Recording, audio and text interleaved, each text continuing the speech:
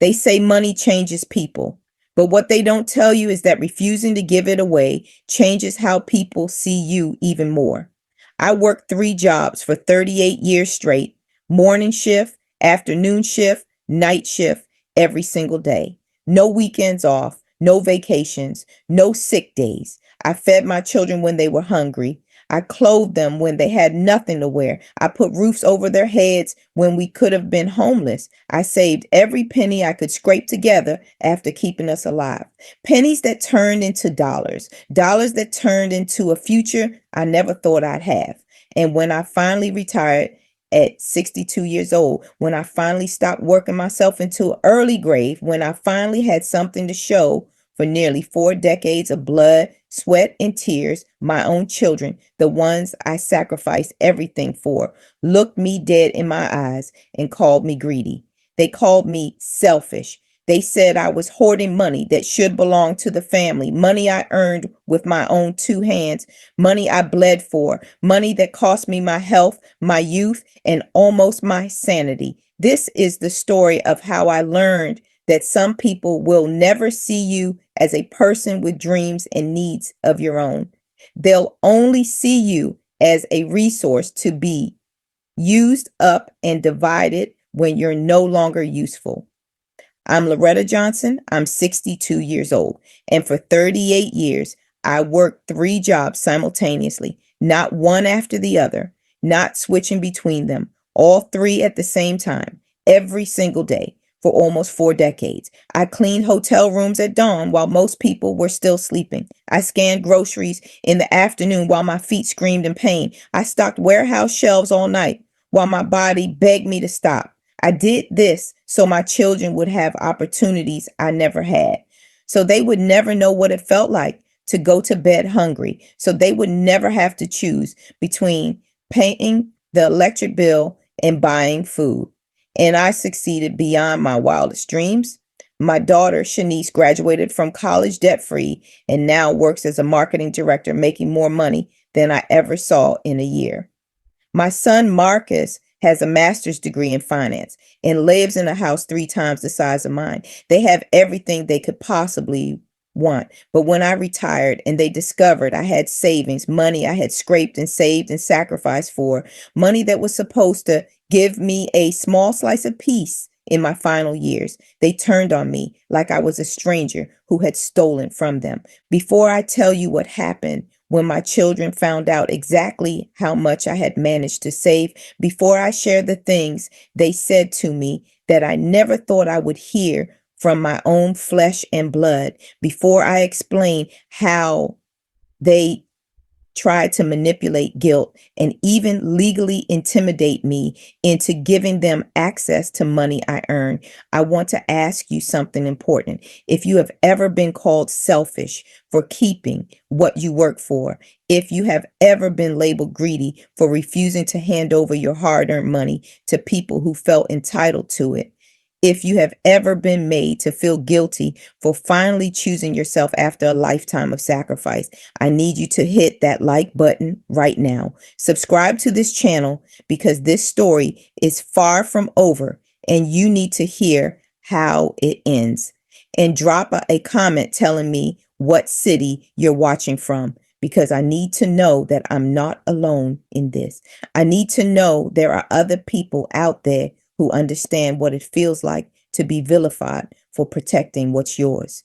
This is about the moment I realized that my children, the babies I raised, the young adults I put through college, the successful people I helped create, never actually saw me as a human being with my own dreams, my own needs, my own right to enjoy the fruits of my labor.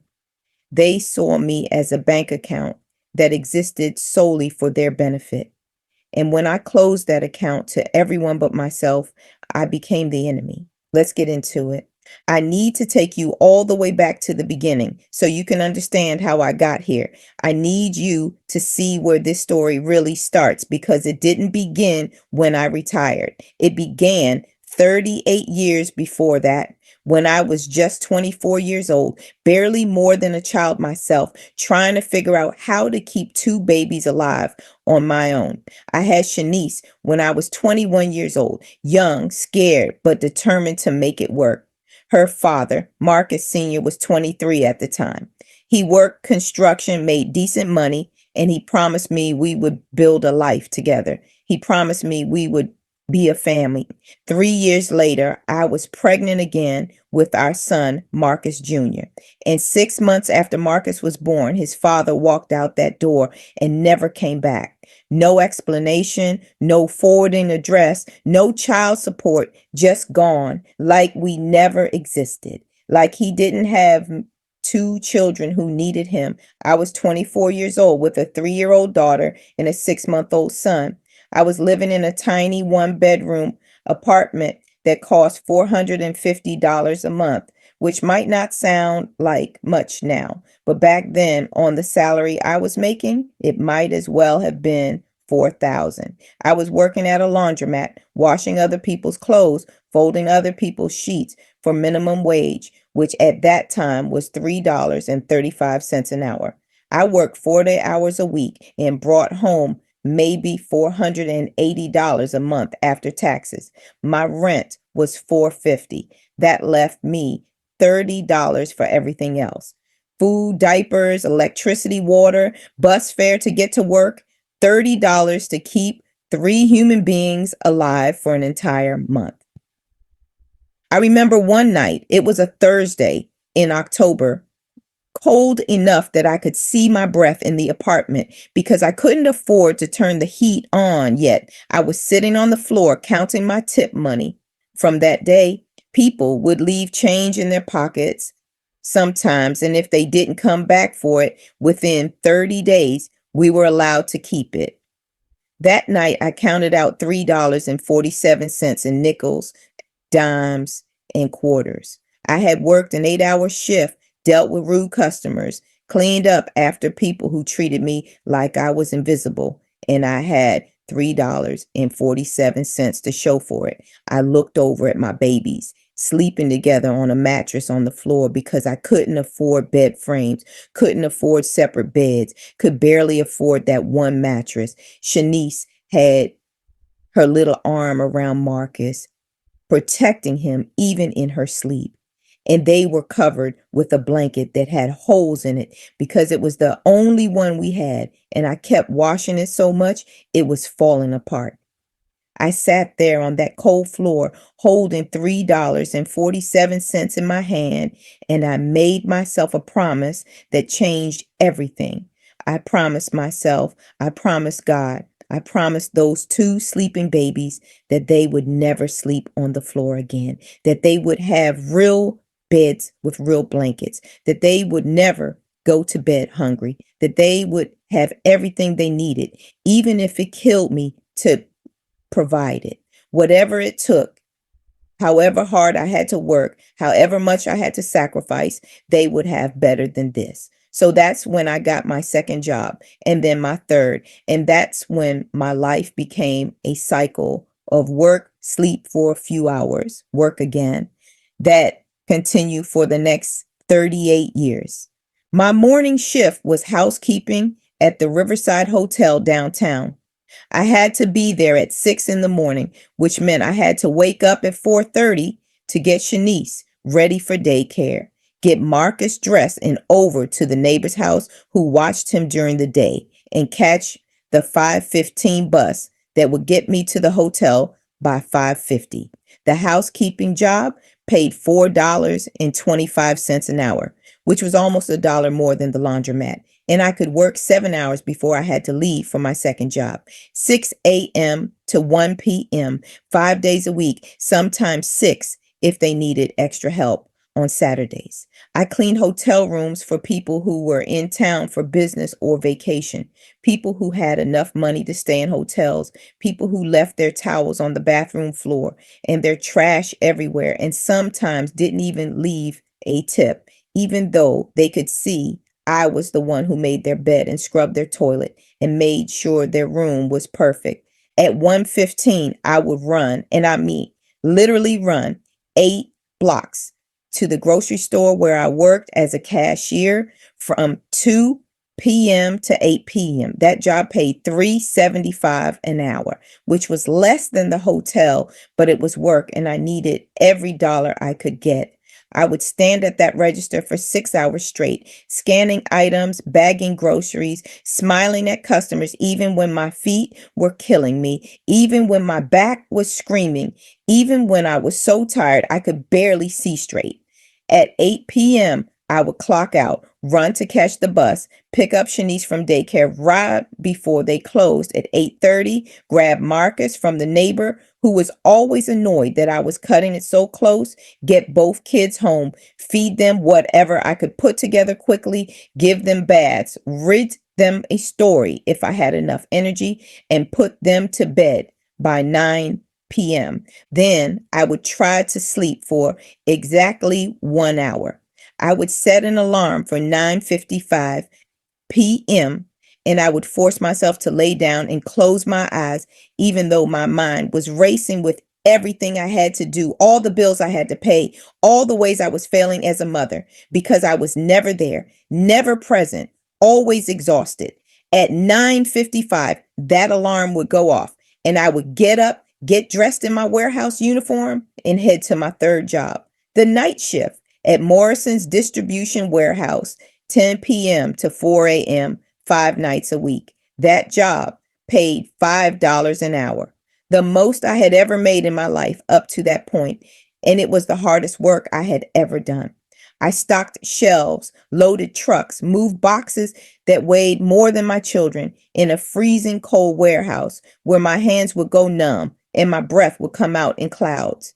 At 4 in the morning, I would clock out, take the bus home, and I would have from 4:30 a.m. until 6 a.m. to sleep, 1.5 hours. Then I would get up, wake up the kids, start the whole cycle over again. 6 a.m. to 1 p.m. at the hotel, 2 p.m. to 8 p.m. at the grocery store, 10 p.m. to 4 a.m. at the warehouse. Sleep for an hour in between. Sleep for an hour and a half in the early morning. 3 hours of sleep total every day. That was my life. That was every day. Monday, Tuesday, Wednesday, Thursday, Friday, Saturday, and most Sundays too, when I could pick up extra shifts for 38 years. People would see me, neighbors, other parents at the daycare, co-workers who somehow heard I was working multiple jobs, and they would say things like, "Loretta, you're going to kill yourself working like this. You need to slow down. You need to take care of yourself." And I would smile and nod and say, "I'm fine. I'm managing. The kids need me to work." But what I wanted to say, what I wanted to scream was, what choice do I have? What choice does a single mother with 2 babies and no help and no child support and no family money have except to work until her body gives out? You think I want to work 3 jobs? You think I enjoy sleeping 3 hours a night? You think this is my dream? I'm doing what I have to do to survive, to keep my children alive, and there is no other option. The first year of working 3 jobs simultaneously was the hardest year of my entire life. And that's saying something because I've had a lot of hard years. I would fall asleep at red lights when I was driving the car I eventually saved up enough to buy. I would nod off, standing at the grocery store register, and wake up when a customer said something. I would burn food because I put something on the stove and then fell asleep in a chair for 3 minutes.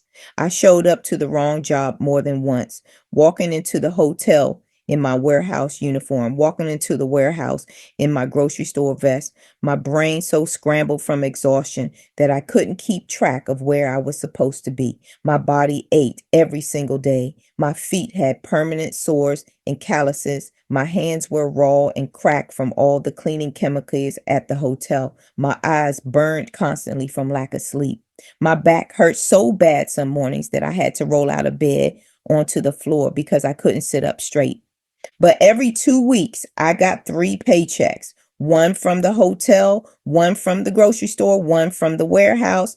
And I would take those 3 checks, cash them all, and divide the money into envelopes that I kept in a drawer in my bedroom. Rent envelope, food envelope, utilities envelope, daycare envelope, transportation envelope, emergency envelope. That emergency envelope, that was sacred to me. That was the one I never touched unless it was a true, genuine life or death emergency. In the beginning, I could only put $5 per paycheck into that emergency fund. $5 every 2 weeks, which meant $10 a month, which meant $120 a year. It doesn't sound like much, and it wasn't, but it was something. It was a cushion. It was a safety net. It was proof that I was building something, even if I was building it one $5 bill at a time. As the years went on and I got small raises here and there, 25 cents more per hour at the hotel, 50 cents more at the warehouse, I was able to put more into that emergency envelope. $10 per paycheck, then 15, then 20. By the time Shanice was 10 years old and Marcus was 8, I had saved $3,000 in that emergency fund.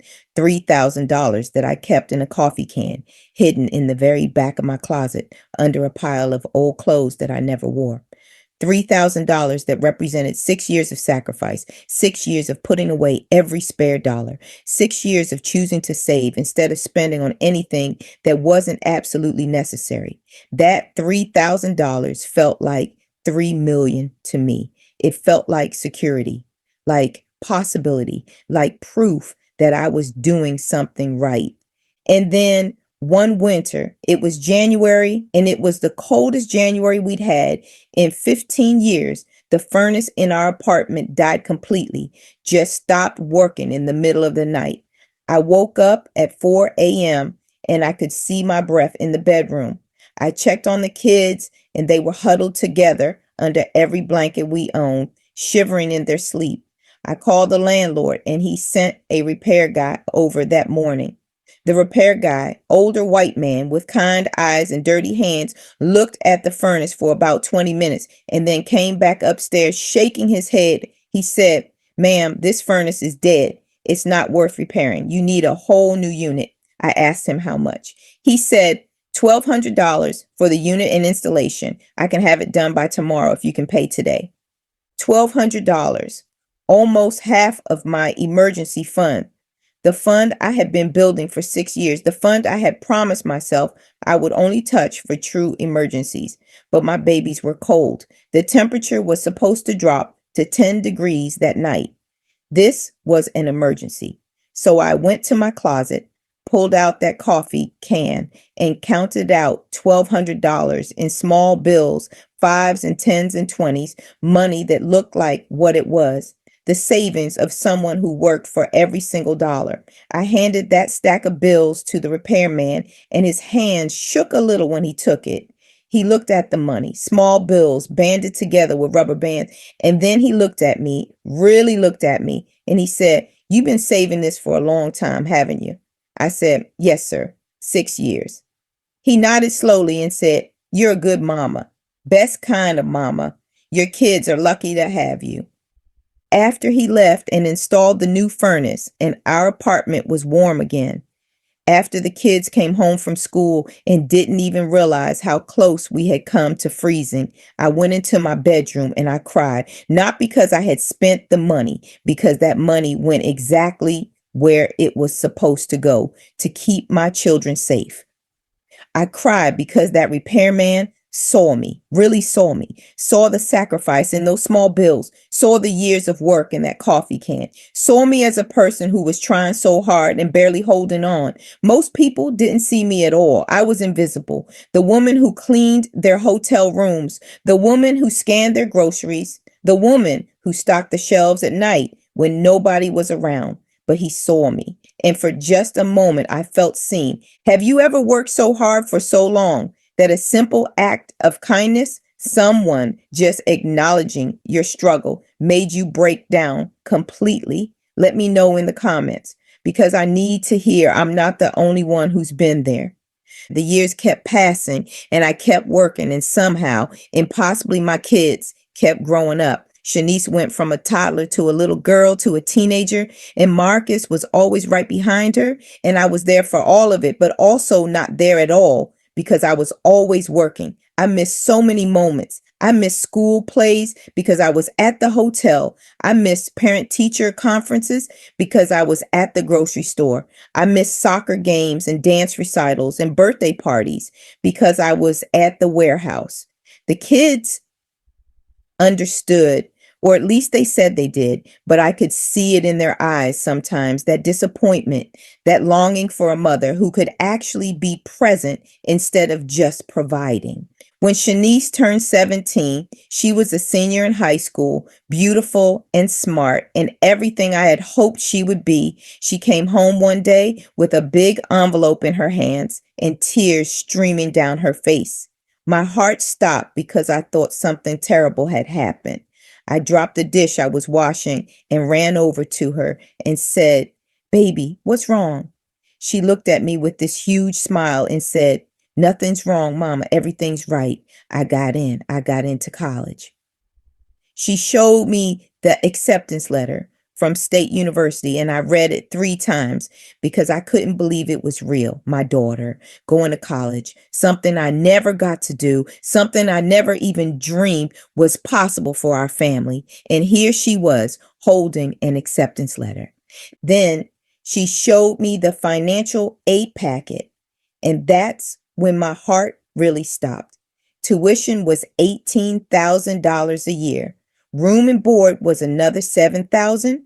Books and fees were $2,000 more.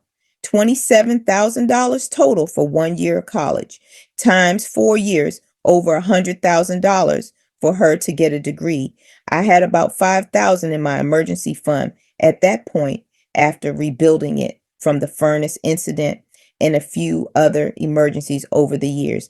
$5,000 versus $100,000. The math was impossible. But I looked at my daughter's face, at her hope, at her excitement, at this opportunity that could change her entire life. And I heard myself say, "We'll figure it out, baby. You're going to college." That's when I picked up my fourth job. On weekends, Saturdays, and Sundays, I started cleaning houses for people in the wealthy neighborhood across town. I would finish my warehouse shift at 4 a.m., sleep for 2 hours, and then at 6 a.m. on Saturday morning, I would head over to clean houses for families who had more money than they knew what to do with. I charged $50 per house, and it would take me about 4 hours per house. So I could do 2 houses on Saturday and 2 on Sunday if I really pushed myself, which I always did. $200 a weekend, $800 a month. That extra money, every single penny of it, went into a separate envelope labeled Shanice College. I worked 7 days a week for the next 4 years.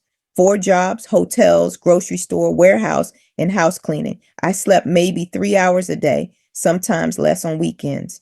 I applied for every scholarship, every grant, every work study program, every possible form of financial aid that existed between the financial aid, Shanice working part-time on campus, and the money I was able to scrape together from my 4 jobs and my emergency fund that I drained almost completely. We made it work, barely. I was eating 1 meal a day to save money, rice and beans every single day because it was cheap and filling. I wore shoes with holes in them because I couldn't afford new ones. I didn't turn the heat on in the apartment unless the temperature dropped below freezing. I stopped going to the doctor even when I was sick because I couldn't afford the copay. But Shanice went to college. And 2 years into her college career, when she was a junior, Marcus came to me and said he wanted to go to college too. Different school, same costs, actually slightly more expensive because he wanted to study finance at a private university. I sat down with him and explained that I didn't know if we could afford it, that I was already stretched to the absolute limit paying for Shanice's school. He looked at me with these big eyes and said, "But Mama, you paid for Shanice. Don't you want me to have the same opportunities?" And what was I supposed to say to that? That I loved Shanice more, that he deserved less, that I was too tired, too broke, too worn down to do it all again? I couldn't say any of that. So instead, I said, "Of course, I want that for you, baby. Let me see what I can do." What I did was destroy my body even more than it was already destroyed. I picked up every extra shift that was offered to me at every job. I worked doubles at the hotel when they needed someone to cover the afternoon shift. I worked holiday hours at the grocery store for time and a half pay. I took on extra houses to clean on weekends, sometimes 4 houses a day instead of two, working from 6 a.m. to 10 p.m. on Saturdays and Sundays. For 4 years, I had both of my kids in college at the same time. 4 years of expenses double. 4 years of working myself into the ground. 4 years of sleeping 2 hours a night if I was lucky. 4 years of sacrificing absolutely everything, my health, my sanity, my entire existence, so that my children could get college degrees. And they did. Shanice graduated with a degree in marketing and got a job at a firm downtown, making $45,000 a year right out of school. Marcus graduated with a finance degree and got hired at an investment company, making $50,000 his first year. They both graduated completely debt-free because I carried every single dollar of their college education myself. Every tuition payment, every housing fee, every book, every meal plan. I did that. I worked 4 jobs for 8 years straight, 4 years overlapping when they were both in school, and I paid for them to start their adult lives without the burden of student loans that so many of their peers had. And do you know what I got for that sacrifice? I got a thank you at their graduation ceremonies. I got a hug and a photo and a "Thanks, Mama. We couldn't have done it without you." And then they moved on with their lives. And I went back to my 3 jobs because I had to quit the weekend house cleaning when they graduated, since I literally could not do it anymore. My body was giving out. After they graduated and started their careers and moved into their own apartments and built their own lives, people started saying to me, "Loretta, your kids are grown now. They're independent. You can slow down. You can retire. You can finally rest." But I couldn't, because while I had spent the last 8 years paying for their education, I had saved nothing for myself, nothing for my own retirement, nothing for my own future. I was 56 years old and I had maybe $8,000 in my emergency fund that had been drained and refilled and drained again so many times over the years. $8,000 at age 56 meant I would have to work until I died, because there was no way I could retire on that. So I kept going. Hotel, grocery store, warehouse, 6 a.m. to 1 p.m., 2 p.m. to 8 p.m., 10 p.m. to 4 a.m., 3 hours of sleep every day. Same schedule I'd been doing for over 30 years at that point. But something had shifted. For the first time in my adult life, the money I made was actually mine. I wasn't paying for daycare anymore, wasn't paying for kids' clothes or food or school supplies, wasn't paying college tuition. The kids were on their own, supporting themselves, and every dollar I made after my own basic expenses could go into savings. My savings. For the first time ever, I could build something for myself. So that's exactly what I did. Every single penny that wasn't absolutely essential for survival went into one account. My retirement account, I opened it at the bank on my 56th birthday, and I started putting money in it like my life depended on it, because in a way it did. I didn't tell Shanice and Marcus about the retirement account. It wasn't their business. They had their own lives, their own jobs, their own money. This was mine. For 6 years, from age 56 to age 62, I worked those same 3 jobs and saved aggressively. I was making more money by then than I had in my earlier years, because I've been at these jobs so long and had gotten raises over time. Not big raises, not anything extravagant, but enough that I was bringing home about $3,000 a month after taxes from all three jobs combined. My rent was still cheap because I lived in the same apartment for almost 40 years and had rent control. My expenses were minimal because I've been living on nothing for so long. I didn't know how to spend money, even if I had it. So out of that 3,000 a month, I was able to put away about 1,800 into my retirement account. 1,800 a month times 12 months is $21,600 a year. Times 6 years is $129,600 plus the 8,000 I'd had in my emergency fund that I rolled into the retirement account when I opened it, plus interest that accumulated over those 6 years. Not much because interest rates were terrible, but a little bit. By the time I turned 62 years old, I had $214,000 saved. $214,000. It wasn't a fortune. It wasn't enough to live lavishly, but it was enough to retire, enough to stop working three jobs, enough to finally rest. On my 62nd birthday, March 23rd, I made the decision that I was done. Done with the hotel where I'd worked for 36 years. Done with the grocery store where I'd worked for 38 years. Done with the warehouse where I'd worked for 37 years. I was exhausted in a way that went deeper than physical tired. I was exhausted in my bones, in my soul, in every cell of my body. I had worked three jobs simultaneously for 38 years straight. That's not including the 4-job period during the kids' college years. 38 years of sleeping 3 hours a night. 38 years of never having a day off. 38 years of sacrificing everything for survival first and then for my children's futures. And now, finally, I could stop. I gave my 2 weeks notice at all three jobs in the same week. My managers were shocked at the hotel. My supervisor, a woman named Janet, who'd been there almost as long as I had, said, "Loretta, you've been here since 1987. Are you sure about this?" At the grocery store, the manager said, "You're one of our most reliable employees. What are we going to do without you?" At the warehouse, my shift supervisor said, "You've earned this retirement, but we're really going to miss you." They were all kind, all supportive, but I could tell they didn't quite understand. How could they? None of them had worked three jobs at once for almost 4 decades. None of them knew what it was like to live the way I'd lived. My last day of work was a Friday in April. I worked my final hotel shift that morning, 6 a.m. to 1 p.m., cleaning rooms like I'd done thousands of times before. I worked my final grocery shift that afternoon, 2 p.m. to 8 p.m., scanning items and bagging groceries for people who didn't know it was my last day. And I worked my final warehouse shift that night, 10 p.m. to 4 a.m., stocking shelves in that cold building one last time. When I clocked out at 4 a.m.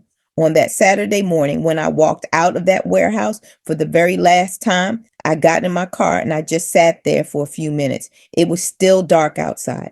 The parking lot was empty, except for a few other cars belonging to the night shift workers. I sat in that car and I cried. Not sad tears, not regret, just pure, overwhelming relief. I was free. After 38 years, I was finally free. The first week of retirement was the strangest week of my entire life. I didn't know what to do with myself. My body was so programmed to wake up at 4:30 in the morning that I kept waking up at that time out of pure habit, my alarm going off in my head, even though I hadn't set one. I would wake up in a panic thinking I was late for the hotel shift. And then I would remember that I didn't have a hotel shift anymore. I didn't have any shift. I could go back to sleep. But going back to sleep felt wrong, felt lazy, felt like I was doing something I shouldn't be doing. It took me almost 2 weeks to retrain my body and my brain to understand that it was okay to rest now, that I had earned this rest, that I wasn't being lazy or irresponsible by sleeping past 5 in the morning, I started developing a new routine, a retirement routine, and it felt absolutely bizarre after so many years of the work routine. I would let myself sleep until 7 or 8 in the morning, which felt like sleeping in until noon compared to what I was used to. I would make myself a real breakfast, eggs and toast and coffee, and I would sit at my kitchen table and actually eat it slowly instead of gulping something down while running out the door. I would sit on my porch with my coffee and watch the sunrise, something I'd seen thousands of times before, but always while rushing to catch a bus or drive to work, never while sitting peacefully. I would read books in the middle of the day, novels I'd picked up at thrift stores over the years, but never had time to read. I would take naps in the afternoon without setting an alarm, letting my body sleep as long as it needed. It was the most peace I had ever known in my entire life. And then, about 3 weeks into my retirement, Shanice called. It was a Tuesday afternoon, and I was sitting on my porch reading a book when my phone rang. I answered, and she said, "Hey, Mama, how's retirement treating you?" I said, "It's wonderful, baby. Really wonderful. I'm finally getting some rest." We chatted for a while about normal things, how work was going for her, how her boyfriend was doing, some drama with one of her coworkers. It was a nice, normal conversation. And then, towards the end of the call, she said something that made my stomach drop. She said in this casual, almost throwaway tone, "So, Mama, what are you planning to do with all that money you saved up over the years?" I paused, caught off guard by the question. I said, "What money are you talking about?" And she laughed like it was obvious and said, "Your retirement money. You worked 3 jobs for like forever. You must have a pretty good amount saved up by now." I chose my words very carefully and said, "I have enough to live on comfortably." She pushed back immediately and said, "But how much is enough? Like ballpark.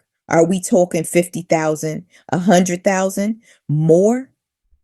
I felt my defenses go up and I said, "Shanice, that's kind of personal." There was a pause on her end. And then she said, in a tone that was trying to sound light but came across as annoyed, "Personal, Mama. I'm your daughter. We're family. Why would your finances be personal?" I didn't really have a good answer to that in the moment, so I deflected and said, "I just mean it's not something I want to discuss right now." She let it go, but not really. She said, "Okay, okay. I was just asking, just curious, because you work so hard and I want to make sure you're set up right." We ended the call shortly after that, and I sat there on my porch with my book in my lap, not reading anymore, just thinking about that conversation. Something about it felt off. The way she'd asked, the way she'd pushed when I tried to deflect, the way she'd assumed she had a right to know. It made me uncomfortable in a way I couldn't quite name yet.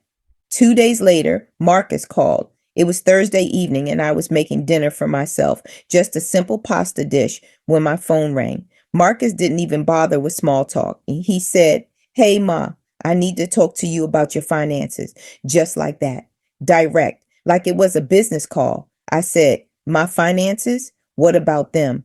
He said, "Well, now that you're retired, we should sit down and go over everything. Make a plan. I work in finance, remember? I can help you invest your savings properly so it grows instead of just sitting in a bank account, losing value to inflation." It sounded reasonable on the surface. Marcus did work in finance. He did know about investments, and maybe he was genuinely trying to help, but something about the way he said it, the assumption that he would be involved in my financial decisions, the expectation that I would share my account information with him, made me deeply uncomfortable. I said, "I appreciate the offer, Marcus, but I'm managing just fine on my own." He said, "Ma, you don't know anything about investing. No offense, but you've been working 3 jobs your whole life. You've never had time to learn about this stuff. Let me help you. I took a breath and said as calmly as I could, Marcus, I understand you have expertise in this area and I'm proud of you for that, but I don't need help. I've got it handled. There was a long silence on his end, and then he said in a tone that was trying to sound concerned, but came across as condescending, You've got it handled. Matt, do you even know what a Roth IRA is? Do you know the difference between stocks and bonds? Do you understand compound interest? I felt my jaw clench and I said, I understand enough. And what I don't understand, I can learn or I can hire a professional advisor who isn't my son. That seemed to offend him because his tone shifted completely. He said, Wow, okay, so you don't trust me. I said, This isn't about trust. This is about me wanting to maintain my independence and privacy. He said, Privacy from your own kids? That's messed up, Mom. And then, before I could respond, he said, You know what? Forget it. Do whatever you want. But don't come crying to me when you realize you messed up your retirement because you were too stubborn to accept help. And he hung up just like that. Hung up on me because I wouldn't give him access to my financial information. I stood there in my kitchen with my phone in my hand and my pasta boiling over on the stove, and I felt this wave of anger and hurt wash over me. Anger that my son felt entitled to my personal information. Hurt that he'd spoken to me that way. Confused about why both of my children within the same week were suddenly so interested in my retirement savings. I took care of the pasta, turned off the stove, and sat down at my kitchen table, not hungry anymore. Something was happening. Something had shifted, and I needed to figure out what it was before it got worse. If you're still watching, thank you. I know this is getting intense, but trust me, it gets so much worse before it gets better. Please stick with me. A week went by and I didn't hear from either Shanice or Marcus, which was unusual because we typically talked at least once or twice a week. I figured they were busy with their own lives and I tried not to read too much into it. But then on a Saturday afternoon, both of them showed up at my apartment together, unannounced. I heard a knock on my door, and when I opened it, there they were, standing side by side with serious expressions on their faces. Immediately, I felt my anxiety spike because this wasn't normal. They lived in different parts of town. They didn't usually coordinate visits, and they definitely didn't show up without calling first. I said, What's going on? Is everything okay? Shanice said, Everything's fine, Mama. We just need to talk to you about something important. Marcus added, Can we come in? I stepped aside and let them in, and they walked straight to my kitchen table and sat down like they were preparing for a business meeting. I sat down across from them and said, What's this about? Shanice and Marcus exchanged a glance like they'd rehearsed this, and then Shanice started talking. She said, Mama, we've been talking, Marcus and me, and we're worried about you. I said, Worried about what? I'm fine. I'm retired. I'm healthy. I'm happy. Marcus shook his head and said, We're worried about you being alone out here with no real plan for your future. I said, I have a plan. I'm living it. I'm retired and I'm enjoying my life. Shanice leaned forward and said, in that same tone she'd used on the phone, Mama, we need to know how much money you have saved. We need to see your financial situation so we can help you plan properly. And there it was. The real reason they were here. They wanted to know about my money. I sat back in my chair and looked at both of them. These adults I'd raised, these successful people I'd sacrificed everything to create. And I said very clearly, that's personal, and I'm not going to discuss it with you. The room temperature seemed to drop about 20 degrees.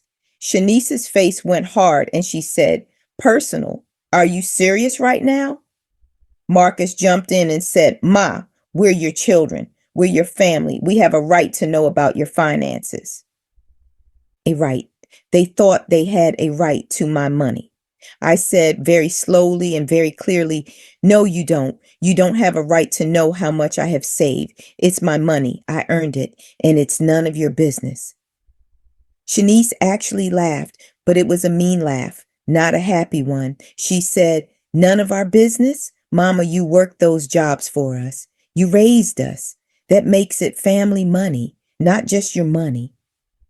I couldn't believe what I was hearing. I said, family money? I worked those jobs to keep us alive and to put you through school. That doesn't make my savings family money. It makes it my money that I earned with my labor. Marcus stood up, agitated now, and said, this is ridiculous. Why are you being so secretive? What are you hiding? I stood up too and said, I'm not hiding anything. I'm maintaining healthy boundaries. There's a difference.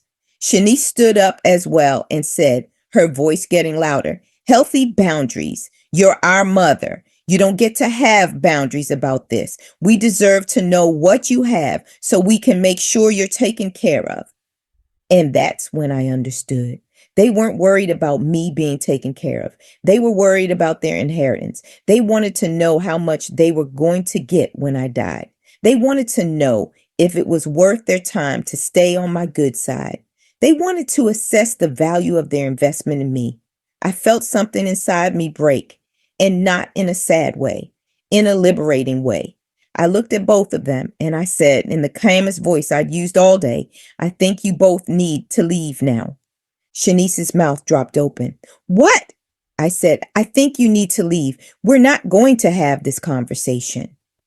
Marcus said, we're not leaving until you tell us what's going on with your money. I walked over to the door and opened it and said, yes, you are leaving. Right now, get out of my house. Shanice grabbed her purse and said, you're being ridiculous, Mama. Absolutely ridiculous. We're trying to help you and you're treating us like we're strangers trying to rob you. I said, if you were trying to help me, you would respect my boundaries, but you're not. You're demanding information you're not entitled to. So yes, please leave. They both left, but not quietly. Marcus said on his way out, you've changed, Ma, and not in a good way. Shanice said, don't expect us to just forget about this. I closed the door behind them, locked it, and stood there for a moment, just breathing. My heart was pounding. My hands were shaking, but underneath the anxiety and the hurt, I felt something I hadn't expected. I felt strong. I felt clear. I had set a boundary and held it. And even though it cost me, even though my kids were angry, I knew I'd done the right thing. Over the next few days, my phone blew up with text messages. Shanice sent me at least 30 messages over the course of 3 days. The first ones were angry. I can't believe you kicked us out of your house. This is so disrespectful. We're your children and you're treating us like garbage. Then they shifted to manipulation. We're just worried about you. We love you and want to make sure you're okay. Why won't you let us help you? Then they got accusatory again. You're hiding something. There's no reason to be this secretive unless you're doing something wrong. Are you even really retired, or are you lying about that too? Marcus's texts were fewer but more pointed. This is really hurtful, Ma.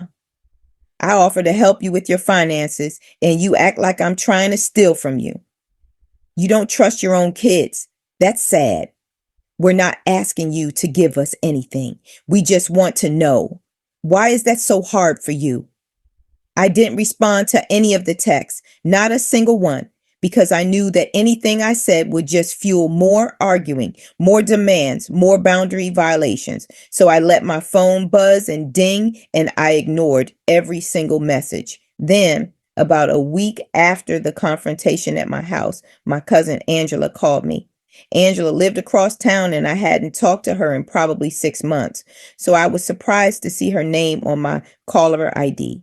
I answered and she said, Loretta, what in the world is going on with you and your kids? I said, what do you mean?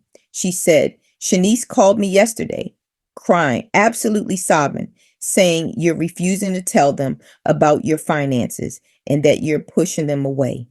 I took a deep breath and said, Angela, they came to my house demanding to know how much money I have saved for retirement. I told them it was personal and they got angry. That's what happened. Angela was quiet for a second and then she said, and I'll never forget this, well, Loretta, don't you think you're being a little bit selfish? I mean, they're your kids. You worked all those years for them. Now you've got this money saved and you won't even tell them about it. That does seem kind of greedy. Greedy. My own cousin called me greedy for keeping my own money private. I said, greedy, Angela. I worked 3 jobs for 38 years and saved $200,000. That's my retirement. That's my security. And I'm greedy for not sharing my bank account information with my adult children? She said, well, when you put it like that, it sounds different. But Shanice made it seem like you were hoarding some huge fortune and refusing to help them. I said, help them with what? They both have good jobs. They're both financially stable. What do they need help with? Angela didn't have an answer for that. She just said, I don't know, Loretta. I'm just telling you what Shanice told me. After I hung up with Angela, I realized what was happening. My kids were going around to family members, friends, anyone who would listen, telling their version of the story, painting me as this secretive, selfish, greedy old woman who was hiding money from her poor, concerned children. They were building a narrative. They were trying to get people on their side. They were trying to pressure me through other people. And it was working, at least partially, because Angela believed them. That night, I couldn't sleep. I lay in bed, staring at the ceiling, thinking about everything that had happened over the past few weeks. I thought about how hard I'd worked, how much I'd sacrificed, how I'd literally broken my body to give my children opportunities. And now they were mad at me, calling me names, turning family members against me because I wouldn't give them access to money I'd earned. It didn't make sense. Or maybe it made perfect sense and I just hadn't wanted to see it before. The next morning, I made a decision. I called a lawyer. I found an estate planning attorney named Daniel Patterson who had good reviews online, and I made an appointment for that same week. When I went to his office, a small professional building downtown, I sat across from him at his desk and I told him everything. I told him about my work history, about putting my kids through college, about my retirement saving, about their demands to know my financial information, about their anger when I refused. He listened carefully, taking notes, nodding occasionally, and when I finished, he said something that changed everything. He said, Mrs. Johnson, do you have a will? I said, no, sir, I don't. He said, do you have any legal documents specifying what happens to your assets when you die? I said, no. He said, do you have power of attorney assigned to anyone? I said, no. He leaned back in his chair and said, okay, here's what I'm hearing. You have adult children who feel entitled to information about your money. They're pressuring you, manipulating you, and involving other people to try to get you to cave. This is a classic situation that, if left unchecked, can escalate to financial elder abuse. Financial elder abuse. I'd never thought about it in those terms. He continued, now, I'm not saying your children would actually steal from you or anything like that. But the behavior you're describing, the demands for information, the anger when you set boundaries, the family pressure campaign, these are all red flags. And here's the thing. If something happens to you, if you get sick or incapacitated or you die, and you don't have legal documents in place, your children will automatically have access to everything. They'll be able to go through your accounts, your assets, everything. Is that what you want? I thought about it for a long moment. A month ago, I would have said, yes, of course I want my children to inherit everything I have. But now, after everything that had happened, after seeing how they reacted to me having boundaries, after hearing them call me selfish and greedy, I wasn't sure anymore. I said, I don't know what I want. I just know I don't want to be pressured and manipulated. Mr. Patterson nodded and said, then let's create some legal protection for you. Let's set up a will that specifies exactly what you want to happen to your assets. Let's set up a trust to protect your money while you're alive. Let's assign power of attorney to someone you trust who will respect your wishes. Let's make sure that your financial security is protected no matter what. We spent the next 3 hours going over everything, creating a will that divided my estate according to my wishes, which at that point I specified would be equal shares to Shanice and Marcus after my death, but only after my death, with nothing accessible to them while I was alive, setting up a trust that would hold my retirement savings and only allow me to access it, with Miss Diane, my neighbor and longtime friend, named as the trustee if I became incapacitated, creating healthcare directives that specified what medical care I wanted if I couldn't speak for myself, assigning power of attorney to Miss Diane, not to my children, because I trusted her to respect my wishes. When we were done, Mr. Patterson looked at me and said, Mrs. Johnson, I want you to understand something important. You don't owe your children an explanation for any of this, not for having savings, not for keeping it private, not for protecting it legally. You work for this money, you earned it, it's yours, and you have every right to maintain boundaries around it. I felt tears prick my eyes because I so desperately needed to hear that. I needed someone, anyone, to tell me I wasn't crazy or selfish or wrong for wanting to protect what was mine. A month went by after I set up all the legal documents, and during that month, I didn't hear a single word from Shanice or Marcus, not a call, not a text, nothing. Complete radio silence. Part of me was relieved because it meant no more fighting, no more pressure. But part of me was heartbroken because these were my children, my babies, and they were punishing me with silence because I wouldn't do what they wanted. Miss Diane came over one afternoon and found me crying on my porch. She sat down next to me and said, "What's wrong, baby?" I told her everything, all the details I hadn't shared before about the demands and the fights and the silence. She listened, and then she said something I'll never forget. She said, Loretta, they're punishing you. That's what this is. They're giving you the silent treatment because you set a boundary and they don't like it. They're hoping that if they ignore you long enough, you'll get desperate for their attention and you'll give them what they want. But you know what? This is actually showing you exactly who they are. They're showing you that their relationship with you is conditional. It's based on what you can give them, not on who you are as a person. That hit me hard because she was right. My children's love, or at least their presence in my life, seemed to be conditional on me doing what they wanted when I was working 3 jobs and paying for their college and sacrificing everything for them. I was a good mother. But the moment I set a boundary around my own money, I became selfish and greedy. The moment I chose myself, I became the enemy. That realization hurt more than anything else that had happened. 6 months passed, 6 months of silence from my children. I heard through the grapevine, through Angela, who still talked to Shanice, that Shanice had bought a new house, a big, beautiful house in a nice neighborhood with a pool in the backyard. I heard that Marcus had taken his wife and kids to Hawaii for 2 weeks, first class flights, luxury resort, the whole 9 yards. They were living their lives. They were fine. They didn't need my money. They didn't need my help. They just wanted control. They wanted to know what I had so they could plan for it, so they could count on it, so they could factor it into their own financial futures.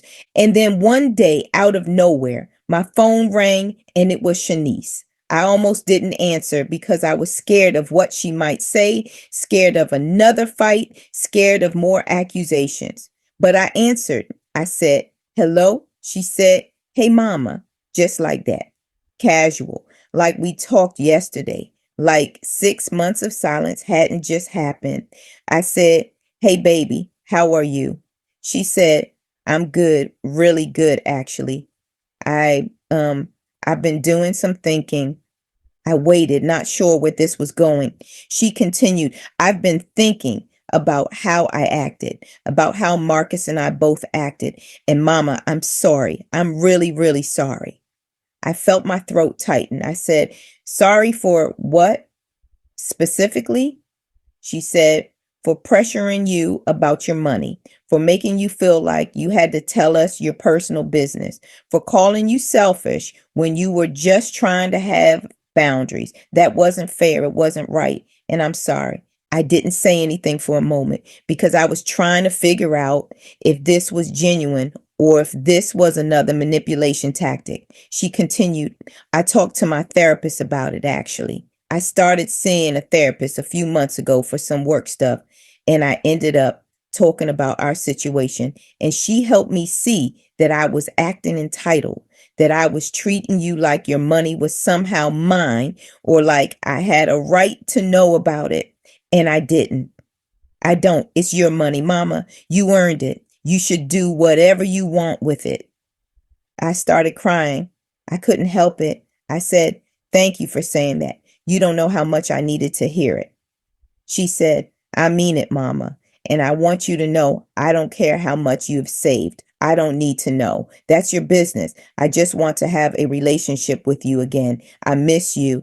We talked for over an hour after that, really talked about everything that had happened, about how she'd felt, about how I'd felt, about how we could move forward. It wasn't perfect. There was still some hurt there, still some wariness on my part, but it was a start. It was healing. Marcus took longer. Almost a full year after our fight, he finally called. He didn't apologize right away like Shanice did. He just said, "I miss you, Ma." And honestly, that was enough for me in that moment. I said, "I miss you too, baby." We talked carefully at first, avoiding the money topic entirely. Over the next few months, we slowly rebuilt our relationship. It's different now. There's a boundary there that didn't exist before, but maybe that's healthier. Maybe that's what we needed all along. I'm 63 years old now. I've been retired for a year and a half. I still have my savings, every penny of it, protected in the trust that Mr. Patterson set up. I've been on 3 trips in the past year, places I'd always wanted to see, but never had the time and money to visit. I bought myself a new car, something reliable and comfortable, not fancy, but mine. I fixed up my apartment, new furniture, fresh paint, things that make it feel like a home instead of just a place to sleep between work shifts. I'm living the life I always dreamed of, but never thought I'd actually have. My relationship with Shanice has gotten stronger. We talk regularly now, and she respects my boundaries. We have a real, honest relationship built on mutual respect, not just on what I can provide for her. Marcus and I are still rebuilding, and it's slower, but we're making progress. He hasn't brought up my finances again, and I appreciate that. We talk about other things, normal things, life things. It's not what it used to be, but maybe what it used to be wasn't actually that healthy. I've learned something crucial to all of this. I've learned that I'm not greedy for keeping what I earn. I'm not selfish for having boundaries. I'm not wrong for choosing myself after a lifetime of choosing everyone else. I worked 3 jobs for 38 years. I sacrificed my health, my youth, my entire existence to give my children a better life. And I succeeded. They have better lives. But that doesn't mean they're entitled to the small security I managed to build for myself. That doesn't mean I owe them access to everything I have. That doesn't mean I have to set myself on fire to keep them warm. I'm not a bank account. I'm not a resource to be extracted. I'm not an inheritance to be divided up while I'm still alive. I'm a person who worked harder than most people can imagine, a person who deserves rest in peace and security, a person who has the right to enjoy the fruits of her own labor. And I don't owe anyone, not even my own children, an apology for that. So let me ask you, whoever's watching this, have you ever been called greedy for keeping what you earn? Have you ever been labeled selfish for refusing to give away what you work for? Have you ever been made to feel guilty for choosing yourself after a lifetime of sacrifice? Drop a comment and tell me your story, because I need to know I'm not alone in this. I need to know there are other people out there who understand what it's like to be vilified for protecting what's yours. If this story resonated with you, if you've ever been in a similar situation, if you've ever had to set boundaries with people you love, please subscribe to this channel. There are more stories coming, more real experiences from real people who had to make hard choices and stand up for themselves. Hit that like button if you believe that working hard entitles you to enjoy what you've earned. And click on the next video, because there's another story waiting for you that you need to hear. Thank you for being here. Thank you for listening to my story. Thank you for seeing me as a person, not just as someone's mother or someone's resource, but as Loretta, a woman who worked 3 jobs for 38 years and finally got to rest. Now go protect what's yours. Guard your boundaries. Choose yourself. You've earned it, just like I did. You deserve it just like I do. And you don't owe anyone an explanation for living the life you worked so hard to build.